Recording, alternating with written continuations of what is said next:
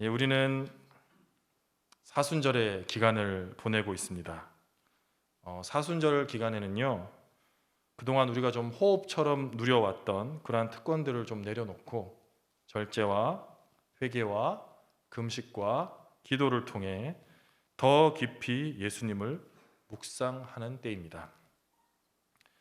그래서 오늘은 이 절제라는 큰 주제 아래 우리 사람과 밀접한 관계가 있는 음식 그리고 탐식에 관해서 같이 한번 하나님의 말씀을 나누어 보려고 합니다.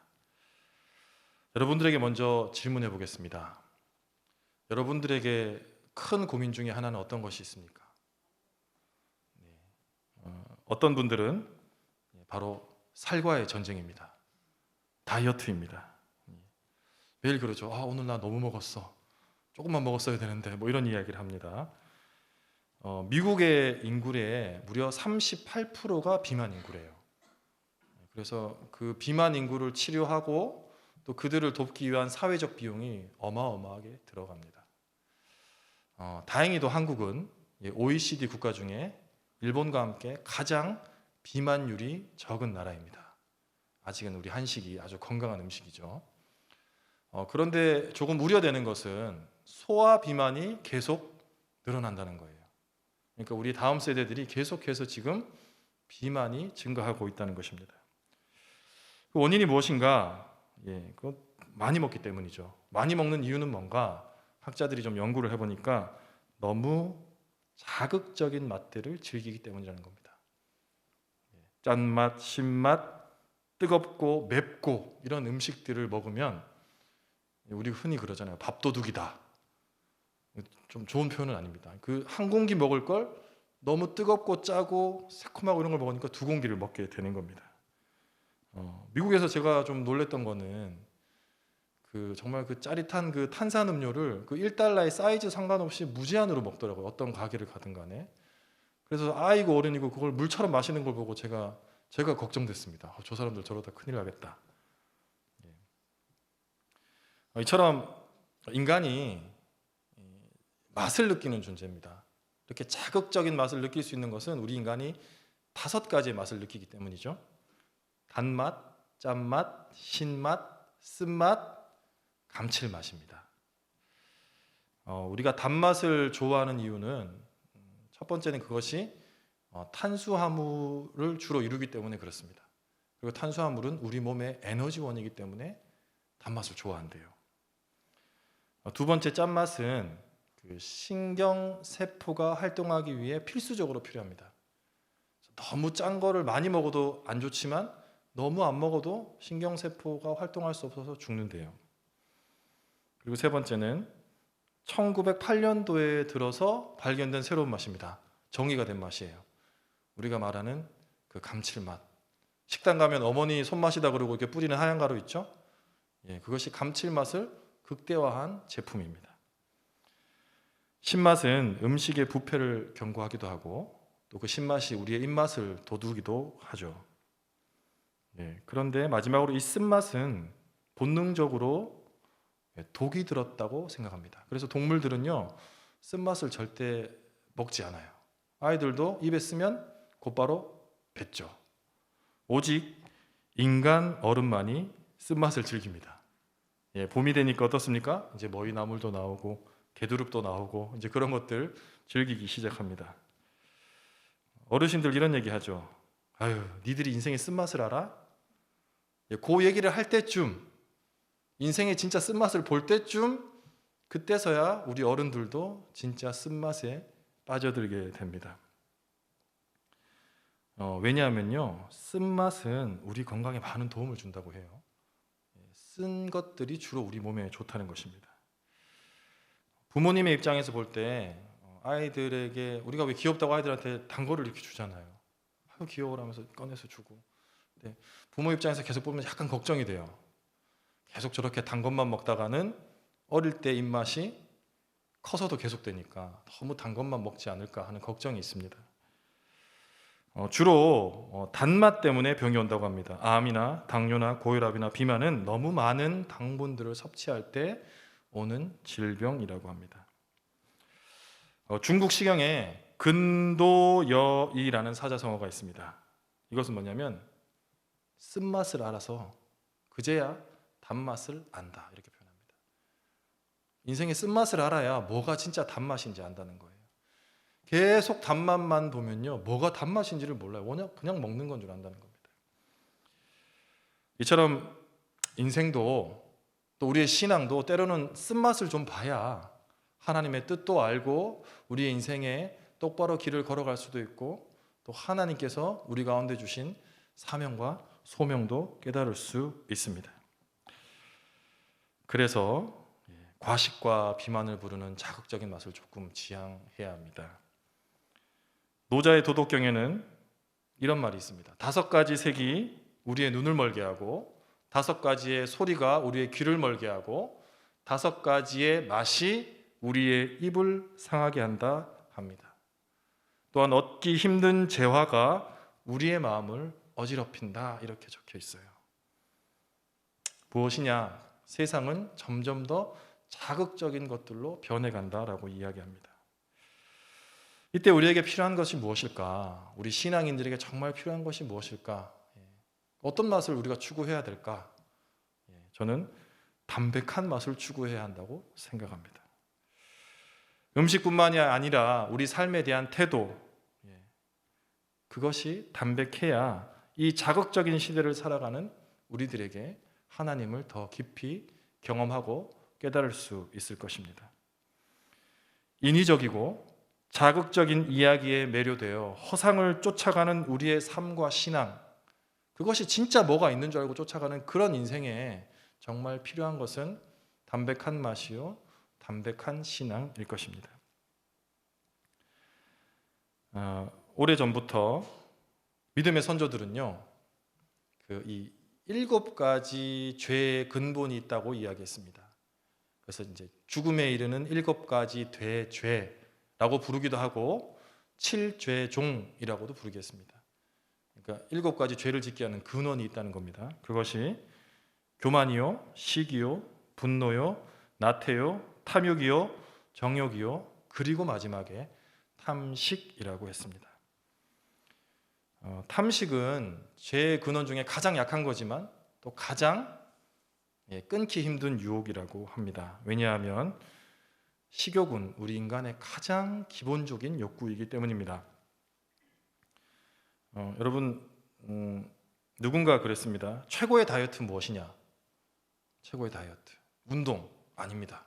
음식 조절 아니라는 거예요. 최고의 다이어트는 가슴 속에 누구한테도 말하지 못하는 근심과 걱정거리가 있을 때래요. 왜 그런 줄 아세요? 우리가 어떻습니까?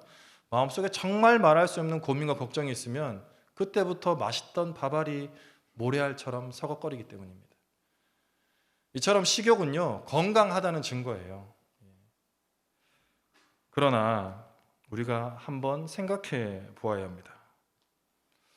오늘 부부들끼리도 오셨고 따로따로 오셨는데 아마 오늘 그런 가정도 있을 거예요. 밥 먹다가 음식 왜 빨리 안 나오냐, 이거 너무 짜다, 이거 너무 싱겁다, 이거 너무 뜨겁다, 뭐 이러다가 말다툼한 가정들 있을 것입니다. 새벽부터 일어나서 정말 정성스럽게 밥 차려놨는데 우리 아이들 그냥 먹는 둥 마는 둥 하고 휙 가버리면 마음이 좀 허전하죠. 단 거 그만 먹어라, 커피 그만 먹어라, 술 그만 먹어라, 담배 그만 펴라, 아무리 얘기해도 우리 아이들은 절제하지 못하고 그것을 계속 합니다. 그런 것들을 볼 때 우리는 그 마음이 힘들어진다는 것입니다. 넓은 개념으로 보면요, 이 모든 것이 탐식의 범주 안에 들어간다는 것이죠. 김병삼 목사님의 설교를 들어보니까요, 거기 토니 캠플러라는 미국의 목사님이 계십니다. 그 목사님이 탐식이 어떤 것인지 잘 정리해 놓으셨더라고요. 제가 한번 읽어드리겠습니다. 우리가 생각하는 탐식은 그저 음식에 국한되어 있는 것이 아닙니다. 때로는 커피가 될 수도 있고 그것은 술과 담배가 될 수도 있습니다. 무엇이든지 우리 몸 안에 들어오는 것을 절제하지 못하는 것이 탐식의 범주 안에 들어갑니다. 현대는 탐식으로, 많은 음식으로 고혈압, 당뇨, 심장병, 혈관질환 등의 원인이 되고 있습니다. 그런 우리들에게 바울은 우리의 몸이 하나님의 성전이라고 말합니다. 이것은 우리의 육체가 우리의 영적인 상태와 무관하지 않음을 말해 줍니다. 특별히 현대에는 몸에 해로운 것들을 탐닉하기 시작했습니다. 담배는 해롭고 몸을 죽입니다. 그들은 자기의 흡연 습관을 싫어하면서도 그것을 도저히 끊을 수가 없습니다. 흡연은 또 여러 사람들의 건강에 해를 끼칩니다. 남아메리카의 많은 담뱃잎 농지에다가 식량을 심는다면 많은 음식 문제를 해결할 수 있고, 또한 담배를 끊지 못하는 현대인들은 몸과 마음을 버리고 결국은 영원히 돌아올 수 없는 후회의 길을 걷기도 합니다. 이 모든 것들이 모습을 달리한 또 하나의 탐식입니다. 술로 경력이 단절되거나 하나님께 헌신하지 못하는 가정, 그리고 가정이 부서지는 가정이 얼마나 많습니까?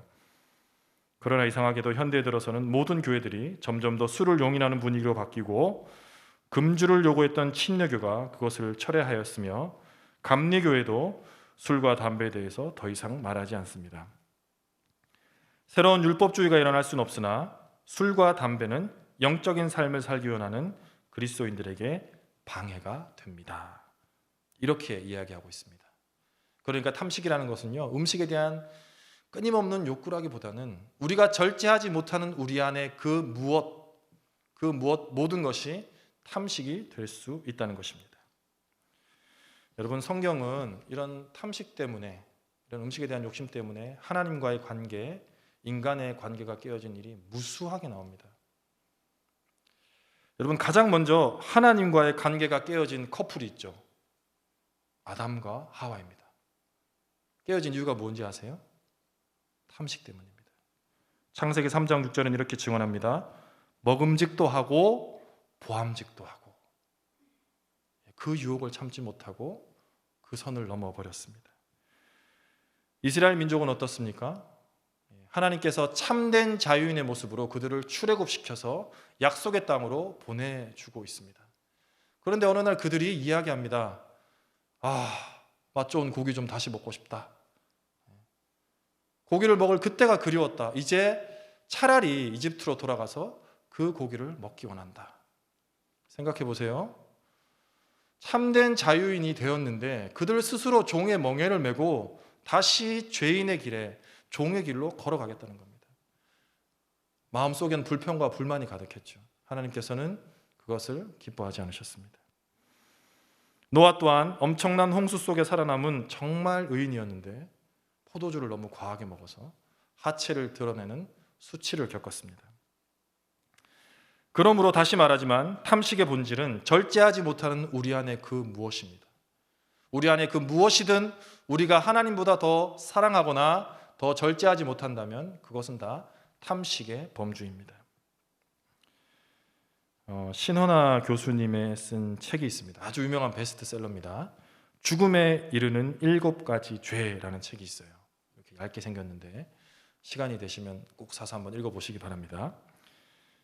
그 책 안에 탐식의 카테고리 안에 탐식의 5가지 종류가 무엇인지 설명해 놓았습니다. 한번 들어보십시오. 첫 번째는요, 엄청나게 급하게 먹는 사람입니다. 경상도 사람인 저로서 굉장히 찔립니다. 음식의 맛과 향을 음미할 시간도 없이 그냥 입안에 넣기 바쁜 거예요. 그리고는 일용할 양식을 주시는 하나님의 은혜, 또한 농부들의 땀과 수고, 또한 정성껏 식탁을 차린 아내와 엄마의 수고를 의식하지 않고 그저 먹기에 바쁘다는 것입니다. 두 번째는 개걸스럽게 먹는 사람이래요. 이것은 음식에 대한 너무 과한 집착으로, 그런 사람들 있잖아요. 음식 나오자마자 코앞에 탁 대고 계속 먹는 사람들, 마치 맹수가 고기를 먹듯이 사냥을 하듯이 두려운 눈빛으로 계속 음식을 먹는 사람들입니다. 세 번째는요, 많이 먹는 사람입니다. 먹는 것이 사실 풍족한 시대죠. 길을 가다 보면은요, 무한리필집이 그렇게 많습니다. 사실은 인간은 얼마 못 먹어요. 여러분이 생각하는 것보다 적게 먹습니다. 조금만 먹으면 배가 불러요. 그런데도 세상은 계속적으로 인간의 식욕이란 욕구를 자극합니다. 더 먹어라, 더 먹어라, 많이 먹게 해줄게. 어떻습니까? 우리가 한참 그 사자들은요, 야수들도요, 밥을 먹고 배가 부르면 눈앞에 사냥감이 뛰어다녀도 사냥하지 않습니다. 그냥 이렇게 있구나 이렇게 봅니다. 그런데 우리는요, 한참 밥을 정말 배불리 먹고 이제 더 이상 못 먹는다 그러는데, 자 디저트 먹자 하고 케이크를 가져오면 우리의 위가 스스로 쫙 홍해처럼 갈라지면서 디저트를 먹을 수 있는 공간을 마련해줘요. 그리고 그것을 먹게 됩니다. 한 해 버리는 음식물 쓰레기가 지구 전체 쓰레기 중에 28%입니다. 전체 쓰레기 중에 28%가 오롯이 음식물 쓰레기로 버려집니다. 우리 인간의 탐식이란 욕심 때문에 말입니다. 네 번째는 까다롭게 먹는 겁니다. 저는 정말 조금만 먹으면 돼요. 저는 아주 조금만 먹습니다. 그런데 아주 까다롭죠. 밥이 되고 지고 물이 많고 싱겁고 짜고 뜨겁고 차갑고 아주 까다롭게 해서 요리하는 상대를 굉장히 불편하게 해요, 마음을. 그것이 까다롭게 먹는 것입니다. 다섯 번째로 사치스럽게 먹는 겁니다. 이것은 좋은 곳에 가서 좋은 식재료로 좋은 분위기에 좋은 식기로만 먹어야 한다는 것을 계속적으로 원하는 사람들입니다. 이러한 다섯 가지 유형이 탐식의 범주에 속한다는 것입니다. 무엇을 말합니까? 결과적으로 말하면요, 우선순위가 완전히 뒤바뀐 거예요. 오로지 음식 때문에, 그리고 그 음식을 먹는 나 때문에 이 땅 가운데 우리가 살아갈 존재로 인식하고 그것을 위해서 계속 살아간다는 겁니다. 어느새 우리의 배를 위해서만 살다 보면요, 우리가 갖고 있는 소망이나 소명이나 우리의 능력은 뒤로 한 채 모든 것들을 그 음식 먹는 것에 집중한다는 것입니다. 저는 지금 금욕적인 생활을 하자, 아니면 조금만 먹고 열심히 운동하자 이런 얘기 하는 게 아니라, 분명히 주님께서 우리 가운데 탐식을 하지 않으면 부어줄 많은 축복들이 있습니다. 그런데 배가 고프다고 팥죽 한 그릇으로 그 복을 뻥 차버린 에서처럼 우리가 혹시 그렇게 살고 있지는 않은지 돌아보자는 것입니다.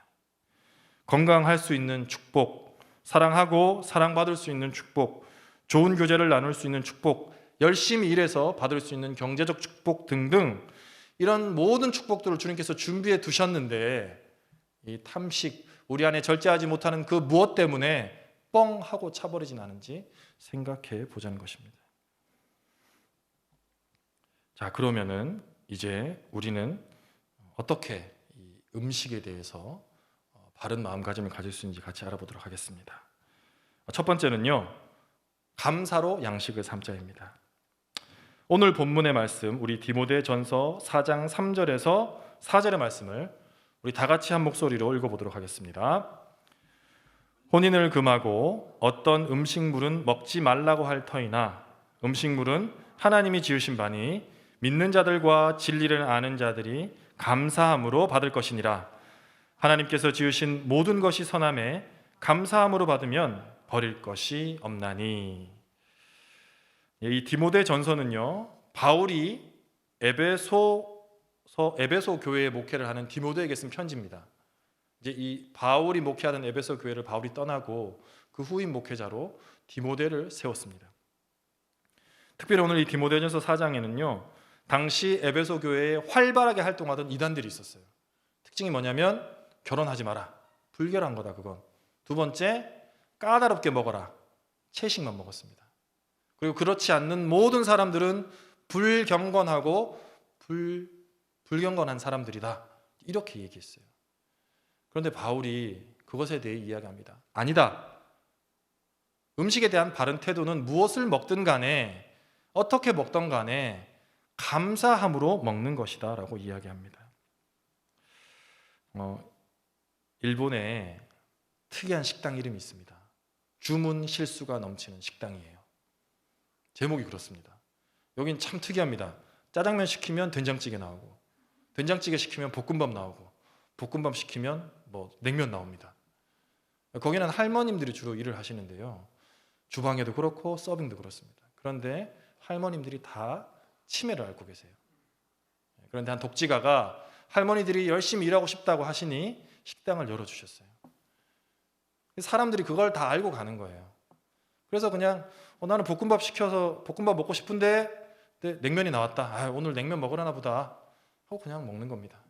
서로 웃으면서 서로 이해할 수 있고 대화할 수 있고 일할 수 있음에 감사함으로 그렇게 그들은 웃으며 먹고 나가는 것입니다. 일본에 미즈노 겐조 씨라는 분이 계십니다. 이분이 이제 11살 때 홍역을 심하게 앓았어요. 그리고 너무 심하게 앓다 보니까 뇌성마비로 온 몸이 마비가 되었습니다. 꼼짝없이 눈만 깜빡일 수 있고요. 이제 모든 몸이 마비가 되었습니다. 이렇게 절망적으로 살고 있는데 15살이 될 때 어떤 목사님께서 그 가정에 방문하셔서 예수님을 전해주셨어요.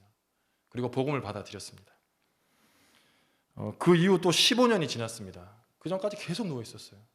15년이 지나서 우연찮게 좋으면 눈 한 번 깜빡여라, 싫으면 2번 깜빡여라, 여기서 아이디어를 얻어가지고 수천 번을 깜빡여서 한자 한자 글을 써서 마침내 시인이 되었습니다. 그리고 그가 펴낸 3권의 시집이 일본의 베스트셀러가 되었어요. 그의 시를 전체적으로 꿰뚫는 하나의 행간이 있다면요, 그게 뭐냐? 감사입니다. 감사.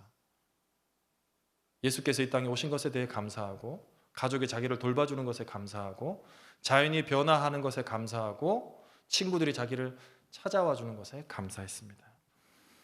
그리고 그가 펴낸 책의 제목이 바로 감사는 밥이다입니다. 무슨 뜻일까요? 감사를 밥처럼 먹었습니다. 감사를 그 삶의 양식으로 삼았습니다. 그럴 때 하나님께서 그렇게 평생 누워있는 그 사람을 통해 당신의 영광을 드러내셨습니다. 그가 쓴 시 불구인 이 몸이라는 시를 읽어드리겠습니다. 불구인 이 몸, 마르다처럼 일은 하지 못한다. 그러나 마리아처럼 조용한 마음으로 주님의 말씀을 배우겠다. 오직 이 은혜에 감사드릴 뿐이다. 어떻습니까? 평생을 누워 있어도 이 사람은 감사를 자신의 밥으로 삼았기에, 감사를 양식으로 삼았기에 하나님의 은혜를 찬양할 수 있었습니다. 감옥과 수도원은 공통점과 차이점이 있습니다. 감옥과 수도원의 공통점은요, 세상과 단절되었다는 것입니다. 그런데 그 사람들의 차이점이 있습니다. 다른 게 있다면 불평하느냐 감사하느냐의 차이예요. 감옥에 있어도요, 감사한다면 그곳이 수도원입니다. 수도원에 있어도요, 불평한다면 그곳은 감옥이에요. 미즈노 겐저 씨도 감옥과 같은 굳은 육체 속에 갇혀 살았지만 감사를 밥으로 삼았기에, 감사를 양식으로 삼았기에 그 굳은 육체 속에서 하나님을 만나고 하나님을 찬양하는 사람이 되었습니다. 그러므로 우리도 이제 감사를 우리의 밥으로 삼읍시다. 두 번째, 이 탐식의 시대에 감사를 양식으로 삼았으면 골고루 먹어야 건강하지 않습니까? 두 번째는 영의 양식을 먹자는 것입니다. 4장 5절의 말씀을 다 같이 읽어보겠습니다. 하나님의 말씀과 기도로 거룩하여 짐이라. 우리가 균형 잡힌 신앙인이 되려면요, 감사만 먹어서 좀 부족해요. 하나님의 말씀과 기도를 먹어야 합니다. 그래야 거룩한 그리스도인이 됩니다. 철학자들은 식탐이란, 또 과식이란, 식욕이란 어느 공허한 부분을 메꾸기 위한 일종의 중독 현상으로 보았어요. 그러니까 인간 자체가 뭐가 뻥 뚫려 있는데 이 뻥 뚫려 있는 것을 메꾸기 위해서 무언가 먹던지 아니면 다른 방법으로 푼다는 겁니다. 어느 드라마 보니까 어떤 여자 주인공이 실연을 당했습니다.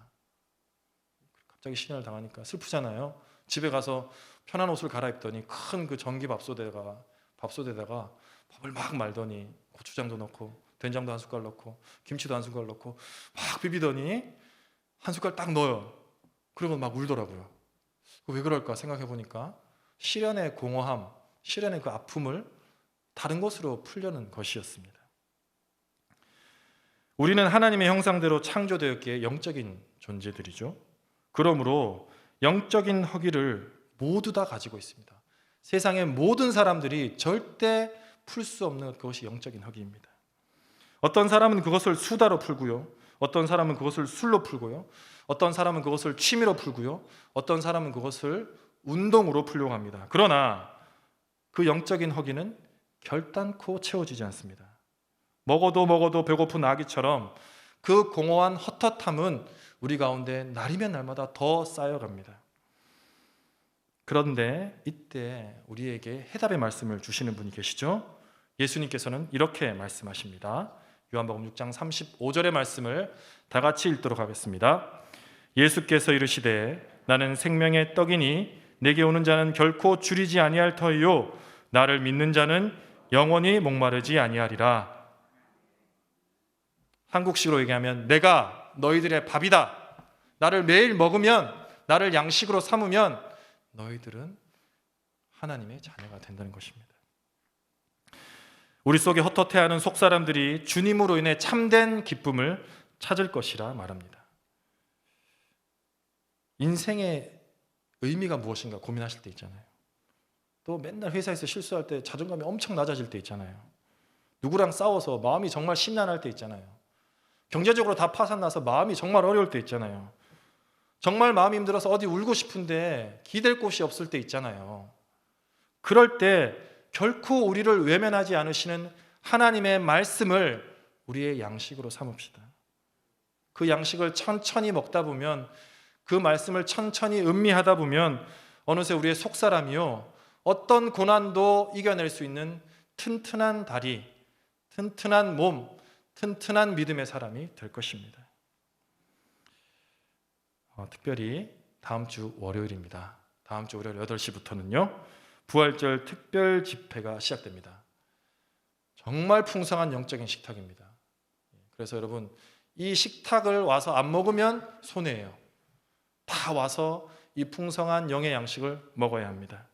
주변 사람들에게도 권면하십시오. 야, 밥 먹으러 가자. 진짜 밥 말고 영의 양식을 먹는 겁니다. 주변의 VIP들에게도 초청하시고 주변의 사람들에게도 권면하셔서 모두 다 나와서 하나님께서 이 한수만교회를 사랑하셔서 차려주시는 풍성한 양식에 다 함께 동참하시기 바랍니다. 세 번째는요, 이제 감사를 양식으로 삼고 또 하나님의 말씀을 양식으로 삼은 사람들이 예수님처럼 닮아가야 합니다. 예수님과 같은 탐식자가 되어야 합니다. 실컷 탐식하지 말자 그래놓고 또 무슨 탐식자가 되자고 하세요, 목사님? 이렇게 물으실 수도 있지만 예수님의 별명이 무엇인지 아십니까? 예수님의 별명은 탐식자입니다.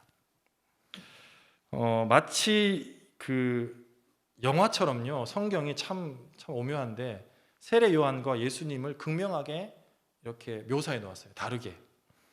세례 요한은요 이렇게 묘사해 놓았습니다. 한번 보여주실까요? 낙타 토롯을 입고 허리에 가죽띠를 띠고 음식은 메뚜기와 석청이었더라. 여러분, 아무리 과거라도 저 당시에도 저렇게 다니는 사람 별로 없었거든요. 낙타 옷을 입고 석청 먹고 갑자기 메뚜기에 꿀을 찍어 먹고 이렇게 다니는 사람들 어떻습니까? 주변 사람들이 그를 뭐라 그랬냐면요, 저 사람 귀신 들린 사람이다 이랬어요. 존경하긴 했지만 두려워했다는 것입니다. 반대로 예수님은요 너무 먹어서 탈이에요. 이 사람은 너무 안 먹어서 탈이었고, 세례 요한은, 예수님은 또한 너무 먹어서 탈이었습니다. 오늘 본문인 11장 19절의 말씀을 다 같이 읽도록 하겠습니다. 인자는 와서 먹고 마시매 말하기를 보라, 먹기를 탐하고 포도주를 즐기는 사람이요 세리와 죄인의 친구로다. 먹기를 탐하고, 여기서 예수님의 별명이 탐식자입니다. 세례 요한은 너무 안 먹어서 문제였고요, 예수님은 너무 먹어서 문제였습니다. 그러나 예수님께서는 누구와 먹었는지가 중요한 겁니다. 당시 상종하고 싶지 않았던 세리와 죄인들이었습니다. 그들은 따뜻한 밥 한 끼 먹을 친구가 없었어요.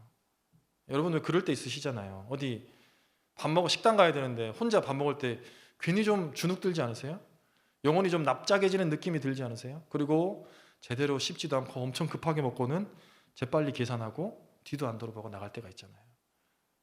그 영혼의 친구가 없다는 겁니다. 그럴 때 예수님께서 찾아오셔서 그들의 친구가 되어 주셨다는 것입니다.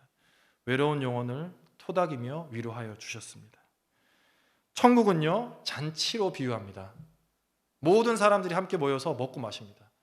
잔치에는 반드시 손님이 필요해요. 잔치는 사람들이 필요합니다. 예수님은 천국을 잔치로 비유하셨습니다. 우리가 깊이 생각해 보아야 합니다. 만나의 사건이 우리에게 말해주는 것이 명확합니다. 여러분, 만나 사건이 어떻습니까? 출애굽한 이스라엘 백성들이 엄청 난감한 상황이에요. 싸웠던 도시락이 다 떨어졌어. 지금 먹을 게 없어요. 낮에는 너무 더워요. 밤에는 너무 추워요. 야, 이거 어떻게 해야 되나 마음에 고민이 듭니다. 그럴 때 하나님께서 내가 하늘의 양식을 내려주겠다 약속하셨습니다. 그리고 광야에 보니까요, 서리가 작은 것들이 다 있어요. 아, 저게 뭐냐? 만후, 저거 뭐냐? 그러다 그게 만나가 된 겁니다. 잡아서 먹어보니까 달콤하고 맛있거든요. 와, 감사하다. 하나님께서 하늘에 주신 양식이야. 하나님께서 그럽니다. 너희 가족 수대로 한 오멜씩만 거둬라. 그런데 어떻습니까? 사람들이 갑자기 욕심이 생기겠죠. 탐식이 생기겠죠. 그래서 어떤 사람들은 더 많이 거뒀습니다.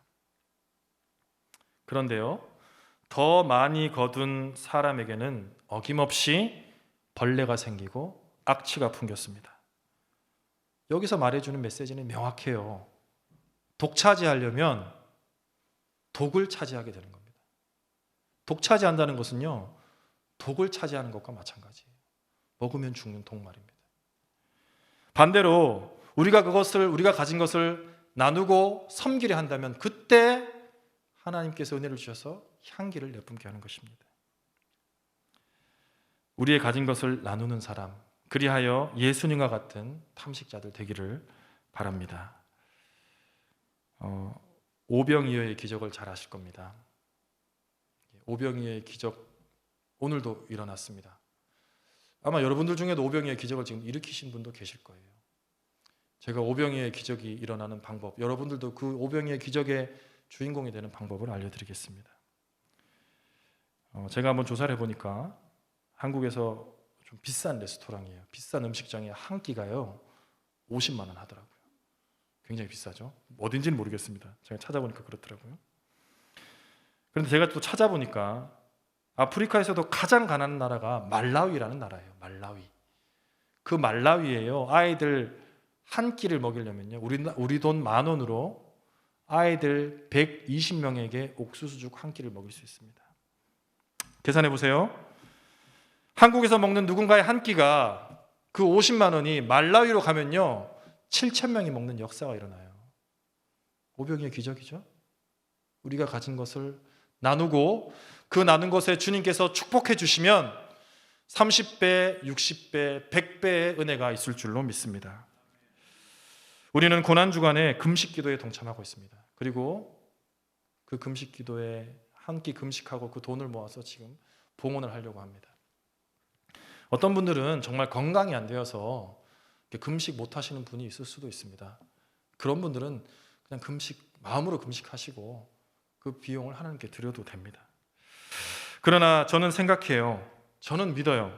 이 봉헌을 통해 우크라이나 땅에 울고 있는 아이들에게, 울진 산불 피해 현장 가운데 가슴 아파하는 사람들에게, 전 세계에 고통받고 울고 있는 이들에게 하나님께서 우리를 통해 그 사람들에게 참된 은혜와 평강과 사랑과 위로를 나누어 주신다는 것을 말입니다. 오병이어의 기적은 오늘도 우리를 통해 일어날 수 있습니다. 사랑하는 여러분, 풍요로운 탐식의 시대에 감사를 양식으로 삼읍시다. 풍요로운 탐식의 시대에 말씀을 양식으로 삼읍시다. 풍요로운 탐식의 시대에 우리가 가진 것들을 나누어 하나님의 은혜, 하나님의 향기 나는 그리스도인들 되십시다. 기도하시겠습니다. 사랑과 은혜가 많으신 아버지 하나님, 헛헛한 속을 채우기 위해 자극적인 것들만 보고 자극적인 것들만 맛보며 자극적인 것들만 듣는 우리의 영혼이 이제 하나님의 음성에 당신의 숨결에 무뎌져 가고 있지 않은지 우리 자신을 돌아봅니다. 담백한 하나님의 말씀을 우리의 양식으로 삼게 하옵소서. 감사가 우리의 밥이 되게 하시고 그 받은 은혜에 감사하여 우리 또한 그 받은 사랑 나누게 하옵소서. 예수님의 이름으로 기도합니다. 아멘.